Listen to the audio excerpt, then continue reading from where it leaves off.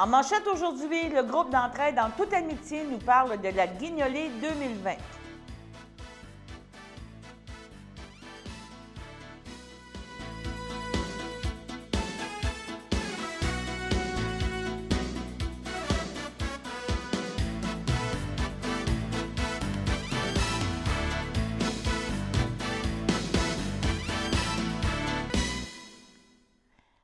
Bonjour, mesdames et messieurs. Bienvenue à votre bulletin de nouvelles du 25 novembre 2020.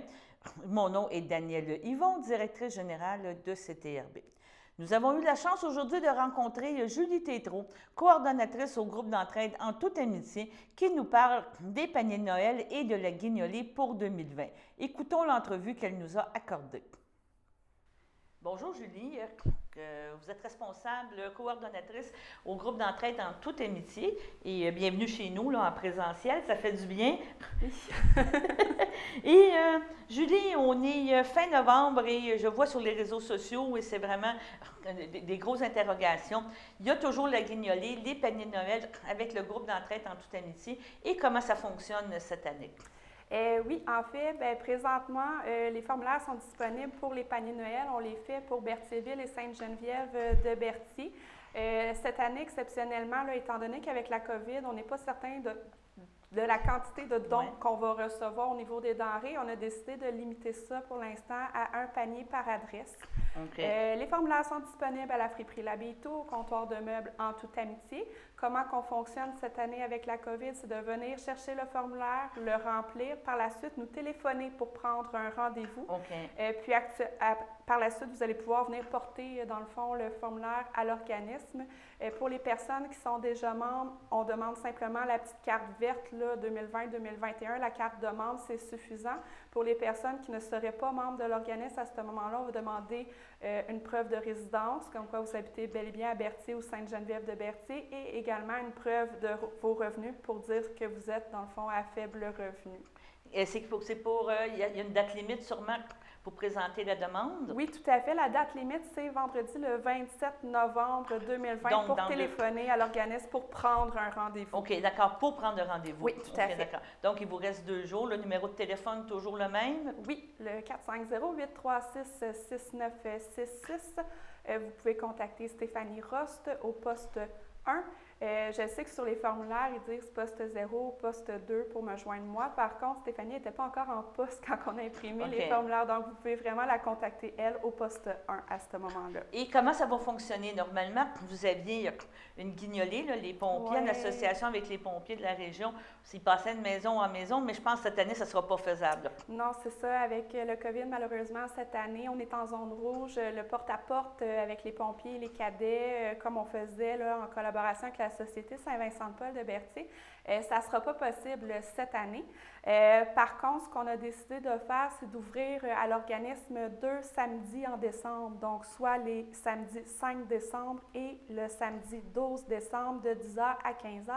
Et à ce moment-là, il va y avoir des bénévoles sur place pour accueillir les dons en denrées non périssables que les personnes souhaiteraient venir nous donner. En argent aussi, j'imagine, si quelqu'un va aller vous porter de l'argent aussi. Oui, tout à fait. C'est sûr qu'on ne refusera pas les dons en argent. Ce que j'avais à dire par rapport aux dons en argent, avec la Société Saint-Vincent-de-Paul, il y a, dans le fond, une collaboration qui a été développée avec la Fédération des caisses des jardins et puis aussi La Ruche Québec. Donc, pour les personnes qui souhaiteraient donner en argent pour les paniers de Noël cette année, je les inciterai à le faire sur le site www.laruchequebec.com. Le lien est aussi disponible là, sur notre page Facebook pour accéder directement là, pour donner pour Berthierville, pour les paniers de Noël. OK, c'est vraiment spécifié Berthierville, panier de Noël? Oui, tout à fait. Et de cette façon-là, il y a un reçu qui a été mis, c'est des choses comme ça? Oui, exactement. Puis aussi qu'avec la Caisse populaire des jardins, l'entente qui a été faite, c'est que les dons vont être doublés jusqu'à concurrence de 2 000 $. Et c'est pourquoi je privilégierais cette façon-là de faire pour les dons en argent. Oui. C'est ça, c'est très, très, très bien. Donc, c'est une belle association avec Desjardins. L'an passé, Julie, est-ce que vous vous souvenez combien de paniers vous aviez donné? Comment qui avait été distribué? Oui, l'année dernière, c'était 165 paniers qui avaient été distribués pour Berthierville et Sainte-Geneviève de Berthier. On verra cette année de quoi ça a l'air. Il y a aussi le fait là, que normalement, quand vous êtes colocataire, on faisait comme 2 paniers par adresse. Cette année, on limite à 1. Donc, il y a peut-être ça qui va jouer sur le nombre de paniers aussi là, qu'on va faire, qui va être un petit peu plus petit cette année. Puis peut-être juste rajouter aussi qu'au niveau pour ramasser des sous, il va y avoir un panier cadeau en tirage à l'organisme. Dans le fond, vous pouvez acheter des tickets soit à la friperie La Bétou au comptoir. Une tombola, comme on dit, là, un tirage avec un panier cadeau. Oui, c'est ça. Donc, c'est un billet pour 2 et 3 billets pour 5 Puis, dans le fond, le tirage va se faire le 11 décembre 2020. Et puis, tous les profits iront là, pour les paniers de Noël. Pour les paniers de Noël. Est-ce que vous avez senti dans la région depuis le mois de mars, notre fameux 12 mars de pandémie, que vous avez eu plus de demandes justement au niveau de l'aide alimentaire, des choses, ou dans la région, vous trouvez, en tout cas dans notre secteur, qu'on s'en sort bien, là, qu'il n'y a pas eu de nouveaux, je ne sais pas dire, de bénéficiaires, des gens qui n'allaient pas sur ces demandes-là. Mais là, avec les pertes d'emploi, avec les PCU finis, avec tout, est-ce que ça a eu un impact ici pour la région, entre autres pour le groupe d'entraide? C'est certain qu'à la mi-mars, quand que la crise a débuté, les gens ont perdu massivement leur emploi. On s'en rappelle, tout a pas mal fermé. Oui. Donc, tout a comme fermé en même temps. Je dirais qu'à ce moment-là, on avait autour de 150 familles par semaine qui venaient chercher de l'aide alimentaire à toutes les semaines au groupe d'entraide en toute amitié. Donc, avril et mai, ça s'est maintenu autour de ça. Je dirais qu'à partir de juin, c'est revenu un petit peu plus à la normale, autour de 90 familles par semaine. Autant qu'on peut dire que c'est normal d'avoir 90 c'est pas normal d'avoir 90 mais dans le sens que familles. l'affluence, peut-être le fait que les gens font des jardins, faire des choses, il y a peut-être eu de l'autosuffisance aussi qui a été fait, là. Peut-être, mais c'est certain qu'avec la deuxième vague, il y a quand même eu des personnes qui ont perdu leur emploi. On pense peut-être au domaine de la restauration, là, que les salles à manger sont fermées. Actuellement, on ne voit pas tant l'impact au niveau de la banque alimentaire. Moi, je pense qu'on va voir plus cet impact-là là, au retour des fêtes. Au mois de janvier, là, quand ça va être pire, les factures vont s'accumuler. Puis, au niveau de la quantité de nourriture reçue avec Moisson Lanaudière et tout, ça a bien été. Vous n'avez pas eu de rupture de stock vraiment, là. Je pense que ça a bien été. Non, ça a vraiment très bien été. En fait, cette année, je dirais que c'est la première année, l'aide alimentaire est comme la cause un petit peu à la mode. Tout le monde veut donner pour l'aide alimentaire. Fait qu'au niveau de la quantité de denrées, de la diversité, on n'a pas tant eu de rupture. Je pense qu'on a offert à nos membres là, des paniers qui étaient intéressants puis qui étaient diversifiés à ce niveau-là. Oui. Donc, vous avez toujours besoin de bénévoles, mais il y a aussi une recherche d'employés. Hein? Tu me parlais dans tous les départements. Peux-tu nous en parler un petit peu de ce que vous avez besoin? Oui, bien en fait, présentement, on est à la recherche d'un employé de service polyvalent pour nos 2 magasins. C'est une personne qui travaillerait autant à la friperie qu'au comptoir de meubles. Donc, des bras. On pourrait dire en... Bien, pas forcément, non. C'est surtout un poste qui est axé au niveau du service à la clientèle. On a les garçons là, qui sont nos bras à l'organisme, Billy et Johan. Donc, je dirais que c'est un poste temporaire à 30 heures par semaine à 13 et 10 de l'heure. L'horaire est principalement du mardi au vendredi de jour. On demande d'être disponible les jeudis soirs jusqu'à 19 heures. Naturellement, on a une politique quand même, une politique de conditions de travail très avantageuse au niveau de l'organisme. Les salaires sont souvent pas là, on essaye de compenser autrement. Par d'autres avantages, oui. C'est ça. Donc, puis les principales tâches du poste, c'est vraiment assurer un service à la clientèle de qualité, opérer la caisse enregistreuse, puis veiller au roulement de la marchandise puis de sa qualité. Est-ce que c'est un poste encore subventionnable avec les programmes? Ce n'est pas un poste sur subvention, celui-ci. C'est davantage un poste supplémentaire qu'on s'est mis en lien avec la charge de travail COVID, puis aussi le fait qu'on ait moins de bénévoles à l'organisme actuel. Donc, c'est vraiment un investissement dans un emploi plus permanent, là. Bien, ça demeure du temporaire parce qu'on est dans une période d'incertitude. Mais on espère être capable de c'est ça. Mais disons que c'est pas relié à une subvention, on se comprend. Ce n'est pas les sur fameux un programme, SSOS et tout, c'est vraiment quelqu'un qui serait disponible pour venir travailler, un petit peu donner un coup de main. Exactement. Bon, bien d'accord. Bien, je te remercie, Julie, puis on se reparle sur d'autres sujets. Ça fait plaisir. Et maintenant, allons à la première pause. Je m'appelle André Jaudry, j'ai 57 ans. Et je suis préposée d'aide à la vie domestique depuis bientôt 8 ans. c'est très difficile de résumer en un seul mot ou une seule émotion tout ce que ça m'apporte parce que c'est riche de sens de toutes sortes de façons. Ce travail-là, pour moi, dans mon cas, ça m'a réconcilié avec le monde du travail parce que je ne pensais pas qu'on pouvait gagner notre vie en ayant ce sentiment-là, en étant si heureux d'aider, puis on se sent utile, puis on se sent attendu, puis on sent que je sens que mon travail est important, pas juste pour ces personnes-là, mais pour la société aussi.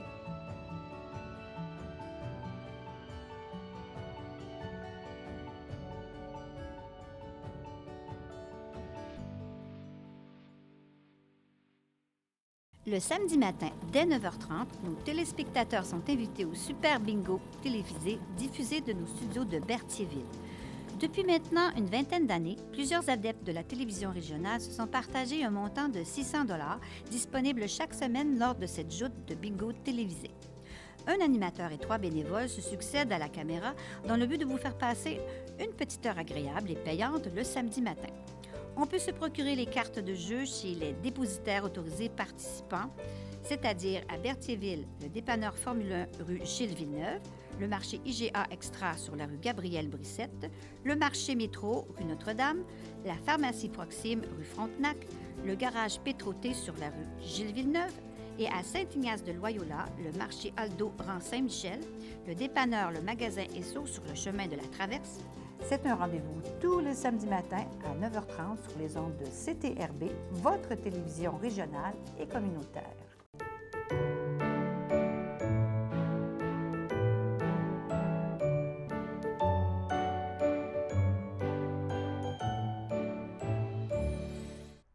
Pour aujourd'hui, la FADOC de l'Île-du-Pas désire souhaiter bon anniversaire à Paul-Étienne Latour. Maintenant, en deuxième partie d'émission, nous allons vous présenter une entrevue avec Amélie Drainville. Cette fois-ci, elle a été nommée co-porte-parole pour Québec solidaire dans la région de Berthier, pour le comté de Berthier, et elle nous parle du programme vert du gouvernement de la CAQ. Écoutons ce que Amélie avait à nous dire. Bonjour, Madame Drainville, vous allez bien? Bonjour, ça va bien? Merci, Danielle. Oui, on se rencontre aujourd'hui pour parler un petit peu par rapport à Québec solidaire. Félicitations pour votre nomination. Maintenant, vous êtes la co-porte-parole pour Québec solidaire dans le comté de Berthier, c'est bien ça? Oui, tout à fait. On a eu notre AGA le 12 novembre, si je ne me trompe pas. Puis, quand on a notre AGA, c'est toujours le moment de renouveler notre comité de coordination. Puis, la majorité des gens qui siégeaient sur le comité de coordination ont renouvelé leur mandat, mais il y a eu quelques changements au niveau des postes. Il y avait Louise Baudry qui était porte-parole féminine depuis 12 ans. Puis, elle souhaitait avoir un peu de relève. Donc, j'ai des grandes chaussures à chausser, mais j'ai décidé de la remplacer comme co-porte-parole. Donc, très hâte de poursuivre ce travail que Louise a fait pendant 10 ans. Cette mission, disons, cette vision. Québec solidaire se porte bien dans Berthier? Vous êtes content de l'adhésion et de la participation des membres? Oui, on est, je dirais même, on est avec notre nouveau comité de coordination, on a le vent dans les voiles, là. On a des gens très jeunes, super motivés à créer de la mobilisation dans notre circonscription, puis on est déterminés à susciter l'adhésion, puis d'aller chercher encore plus de membership dans la circonscription, puis de bâtir quelque chose de solide là, pour les élections de 2022, parce que notre objectif reste toujours de faire élire un ou une députée solidaire. Donc, oui, ça se porte très bien. Oui, on est très actifs et actives. Puis, on va continuer à travailler fort, surtout dans la prochaine année. L'année des élections. Oui, bien c'est ça, hein, c'est 2022, hein, c'est bien ça. 2021, c'est municipal et l'année prochaine, en 2022, ça arrive vite. On pensait que 2020 serait bien long. Puis, on va être déjà rendu au jour de l'an, puis ça n'aura pas, malgré la pandémie, là, on va s'en être sorti. Vous avez envoyé un communiqué à parler d'économie verte par rapport aux propositions du gouvernement Legault de la CAQ. Pouvez-vous un petit peu nous parler de c'est quoi la position justement de Québec solidaire versus ce programme économie verte qui a été présenté? Il y a beaucoup de choses, beaucoup de contenu. nous, on a été assez scandalisés de voir les plans qui ont été proposés par le gouvernement de François Legault, tant concernant les minéraux stratégiques que l'économie verte en général.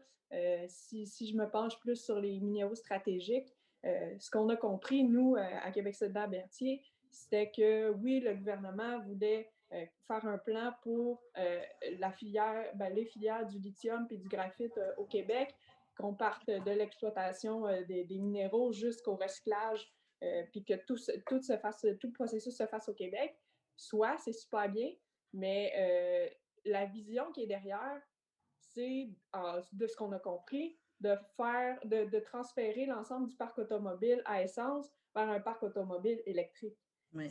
C'est scandalisant, là. C'est pas une vision de la transition qui tient la route en 2020.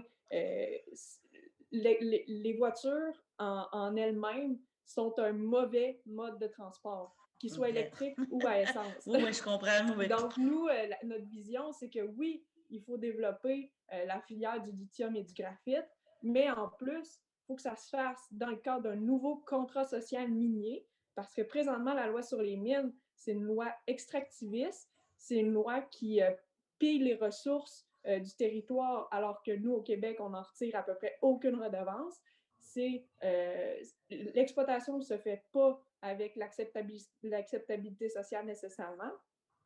Puis les peuples autochtones, qui sont les héritiers du territoire depuis des milliers d'années, n'ont pas leur mot à dire sur les projets miniers qui se font présentement. Donc, ce n'est pas une façon de faire qui est adéquate, mais ce qu'on entend, c'est que M. Fitzgibbon, lui, il trouve ça winner, puis on va continuer comme ça, on va l'extraire, le minéral, puis on va faire de l'argent au Québec en faisant des batteries au lithium puis au graphite. C'est pas une façon de faire qui est juste, c'est pas une façon de faire qui est écologique. Donc, nous, on s'oppose à cette vision-là. Puis nous, si on était au gouvernement, on proposerait une vision différente. Puis le lithium, le graphite, ça serait les mines, premièrement, il faudrait que ça réponde à beaucoup de conditions, notamment les conditions de Québec Meilleures Mines pour en faire l'exploitation. Mais ensuite, si on arrivait à la production, évidemment, le recyclage serait au cœur du processus, mais on miserait d'abord sur la réduction à la source, c'est-à-dire s'assurer le plus possible qu'on ait moins besoin de voitures, donc moins d'autos solo électriques ou à essence, donc électrifier le transport collectif, puis le rendre accessible dans toutes les régions du Québec. Donc ici, dans la Naudière, dans la circonscription de Berthier, des petits rangs de campagne, il faudrait qu'il y ait du transport collectif qui passe là-dessus. Puis présentement, ce n'est pas le cas. Puis là, vous me direz peut-être, mais c'est pas efficace. Tout le monde a sa voiture qui va prendre le transport collectif. Mais si on ne commence pas tout de suite, puis si on ne le rend pas accessible au niveau financier, même gratuit, nous, notre plan, c'est de le rendre gratuit sur 10 ans. Mais c'est sûr que si on ne commence pas quelque part, ça ne se fera jamais. Donc, ça prend des mesures drastiques. Puis nous, on est prêts à le faire, mais malheureusement, ce qu'on voit, c'est que le gouvernement actuel, il s'en va dans le mur. C'est ça, parce que si on résume, même fabriquer une auto électrique n'est pas nécessairement écologique. Là. Le coût énergétique, le coût qui n'est pas toujours vert, que ce soit une auto électrique ou une auto à essence, il y a une problématique aussi au niveau de la production. Les énergies que ça demande pour produire un véhicule comme ça, c'est dispendieux et c'est souvent, à un moment donné, les analogies qu'on fait au Québec, on est chanceux parce qu'on a la production électrique qui fait que le coût de transport est pas dispendieux, mais c'est le coût de production aussi qu'il faut tenir compte quand on parle d'économie verte. Là. Exactement. Une voiture, là, si on regarde les pièces en général, c'est fait où? C'est fait à peu près aux quatre coins du monde. Les pièces voyagent d'un pays à un autre. Ça prend pas juste des mines de lithium et de graphite là, pour faire une auto électrique. Là, ça prend des mines d'acier. Faut faire des pneus. Il faut quand même avoir toutes les composantes de la voiture. Puis ça, c'est fait partout dans le monde. Ça voyage par train, en avion. C'est pas durable. Ça. Non, c'est ça, c'est que on se donne une belle façade en disant qu'on a une auto électrique, mais tout ce que ça sous-entend, je vais faire l'analogie, puis tu sais, dans le fond, c'est comme manger des fraises biologiques qui viennent de Californie au mois de janvier. Pardon? C'est un peu ça. C'est ça, tu sais, on mange bio, on mange, mais c'est parce qu'au mois de janvier, ça n'existe pas des fraises de champ ici. Donc, tu as beau dire qu'ils sont bio ou pas bio, le coût que ça le fait pour venir ici, tu as encore utilisé du carbone, tu as utilisé plusieurs choses. Donc, c'est ça un petit peu la conscientisation que vous voulez faire prendre aux gens. Exactement. Puis en fait, nous, c'est plus que ça, là. Notre rôle, c'est pas de conscientiser, c'est de s'assurer, puis un peu de forcer, les choses pour que ça se produise. Tu sais, présentement, le plan pour une économie verte que le gouvernement a sorti, puis qui a été édulcoré au passage là, par François Legault quand c'est passé dans son bureau, bien, c'est pas sérieux, là. Il y a pas de mesures qui sont restrictives. C'est juste des petits incitatifs par-ci, par-là. Ah, si tu achètes ton auto électrique, bravo, tu as 8 000 de subvention. Mais par exemple, tu achètes un gros VUS. Bon, tu n'as pas de pénalité, maman, c'est ça. Puis c'est ça qui est plate aussi avec ce fameux plan-là, qui est un plan qui se base surtout sur l'électrification. Il y a toutes sortes d'autres secteurs qui sont comme occultés. On parle peu dans les annonces qui sont faites. Peut-être le plan en parle de façon assez succincte, là. C'est pas très élaboré, c'est mentionné, mais par exemple, le gaspillage alimentaire ou la consommation de viande, c'est deux piliers là, qui ont une empreinte écologique extraordinairement élevée. Mais présentement, tout ce qu'on parle, c'est le transport électrifié puis les voitures électriques. Ça manque beaucoup, beaucoup d'ambition. Puis plus que ça, je pense que le gouvernement n'a pas compris l'urgence de la situation. Puis, en fait, l'urgence de la situation, c'est que, bon, nous, au Québec, on est assez privilégiés. On a un climat qui est plutôt nordique, donc des changements climatiques, bien, ça va prendre plus de temps avant qu'on soit directement affecté. Mais, mettons, si ça prend 20 à 30 ans avant que nous, on soit encore plus directement affectés, il y a des gens en Afrique, en Amérique du Sud, en Asie, qui vont mourir parce que la température va être trop élevée, parce qu'ils ne seront plus capables de produire de nourriture, parce qu'il va y avoir des sécheresses et des inondations de façon incontrôlable. Donc, je pense qu'il y a vraiment un manque de lucidité, puis en fait, je pense que Gabrielle Nadeau-Dubois a bien résumé la situation, là. Le gouvernement nous a abandonnés. Donc, la suite de cette entrevue vous sera présentée demain. Maintenant, allons à la deuxième pause. Sachez que vous pouvez nous faire part de vos commentaires, soit pour une annonce gratuite sur notre babillard ou toute autre suggestion en nous rejoignant par téléphone au 450-836-5103, 450-836-5103, ou bien par courriel tvcberthierville@hotmail.com, sur Facebook en écrivant Facebook CTRB. Et surtout, n'hésitez pas à visiter notre chaîne YouTube afin d'y retrouver une grande partie de notre programmation sur YouTube CTRB. Les émissions sont classées par catégorie, vous permettant de chercher moins longtemps. Vous pouvez aussi cliquer sur le rectangle rouge « S'abonner » pour être à l'affût des dernières émissions enregistrées.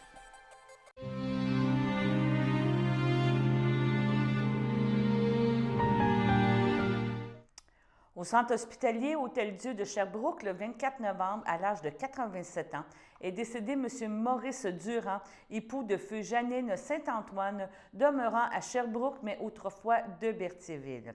Il laisse dans le deuil sa fille, Joanne Durand Alberto Marotte, ses petits-enfants, Dominique et Geneviève Bolduc, Francis Brown, ses arrière-petits-enfants, Louis-Mathéo Bolduc et Victor Brown, son beau-père Eugène Van Dyke Feu Aline Durand, ainsi que Marguerite Labrec-Ricard et toute sa famille, plusieurs neveux, nièces, autres parents et amis. La famille vous accueillera le samedi 28 novembre dès 11h au complexe funéraire F. Thériault de Berthierville. Suivra une liturgie de la parole le même jour à compter de 14h30 à la chapelle du complexe.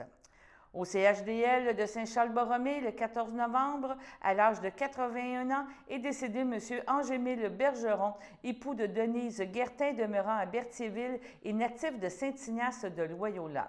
Il laisse dans le deuil, outre son épouse, ses fils Jean Bergeron, Martin Bergeron, Annie Boucher, Claude Bergeron, Guylaine Giroir, ses petits-enfants, Raphaël, Christophe, Félix, Julien et Florence, ses frères, sœurs, beaux-frères et belles-sœurs, Louisette Bergeron, feu Jean-Paul Courchaine, Gilles Bergeron, Hortense Chevalier, André Bergeron, feu Denise Robillard, Yvon Bergeron, Denise Laforêt, Aline Bergeron, Gustave Bergeron, feu Géralda Chevalier, Laurent Bergeron, Chantal Cardin, Marguerite Garceau, feu Régent Bergeron, Paul Gérard Guertin, Daniel Gendron, Denis Guertin, Diane Tifo, Rita Guertin, feu Napoléon Plante, Suzy Guertin, Bertrand Barthes, ses filleuls Jannick Guertin et Lise Bergeron, ainsi que plusieurs neveux, nièces, autres parents et amis.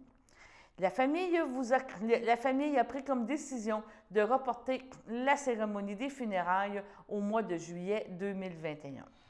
Au CHSLD Saint-Eusèbe, le 14 novembre, à l'âge de 80 ans, est décédée Mme Lisette Caillé, épouse de feu Léo Coulombe, demeurant à Berthierville. Elle laisse dans le deuil ses fils Serge Coulombe, Stéphane Coulombe, Jocelyne Aubry, son petit-fils Clovis, ses frères, sœurs, beaux-frères et belles-sœurs, Madeleine Caillé, Michel Rivet, Laurent Caillé, Linda Poulain, Gisèle Caillé, Gilles Lemieux, Marcel Caillé, feu Normande Courchaine, Lucienne Coulombe, feu Lucien Mousseau, Hélène Coulombe, feu Sarto Blais, Denis Coulombe, Huguette Blais, Yvette Coulombe, feu Gilles Poisson, Monique Pellan, feu Bernard Coulombe, ainsi que plusieurs neveux, nièces, autres parents et amis. La famille vous accueillera le dimanche 29 novembre dès 13h au complexe funéraire Eftério de Berthierville. Suivra une liturgie à la chapelle du complexe à compter de 15h. Madame Caillé sera inhumée au cimetière de Berthierville le jour même. Et à Lavaltrie, le 21 novembre, à l'aube de ses 75 ans, est décédé M. Éloi Douaire, époux de feu Monique Sylvestre, demeurant à Lavaltrie et autrefois de Berthierville. Il laisse dans le deuil ses enfants, Julie Douaire, Jonathan Douaire, sa petite-fille Rosalie Douaire-Brissette, ainsi que ses frères, sœurs, beaux-frères et belles-sœurs, plusieurs neveux, nièces, autres parents et amis. La famille vous accueillera le vendredi 27 novembre dès 13h30 à la chapelle du complexe funéraire Eftério de Berthierville. Suivra une liturgie de la parole à compter de 14h30 pour la famille en toute intimité. Donc, au nom de CTRB et de tous nos employés, nous désirons souhaiter nos plus sincères sympathies aux personnes éprouvées. Et maintenant, allons à la météo.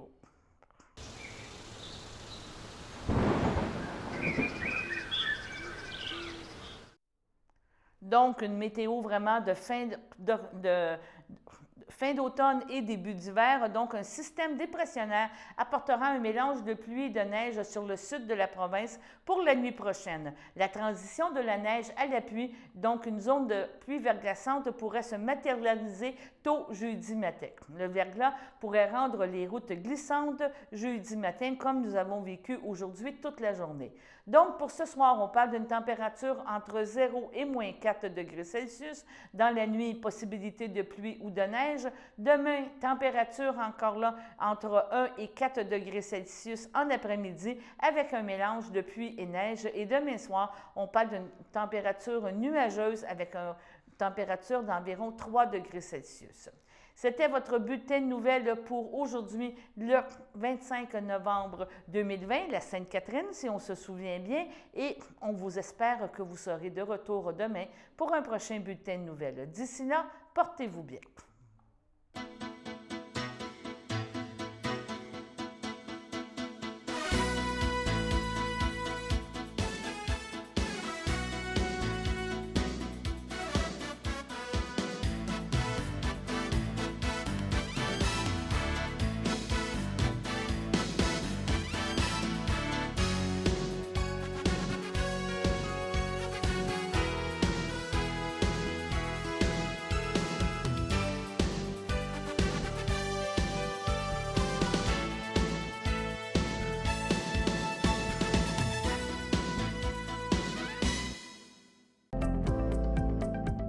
Les télévisions communautaires autonomes du Québec, ce sont les télévisions les plus importantes parce qu'elles sont proches de la communauté. On veut encourager des gens qui parlent de ce qui nous intéresse, mais aussi qui participent au développement local. Mais c'est fini le temps là, où on allait lire une affaire qui a été écrite avant hier au bout du monde. Non! Tu veux savoir ce qui se passe chez vous? Bien, ma télé préférée, c'est la télé autonome communautaire. C'est ici que ça se passe.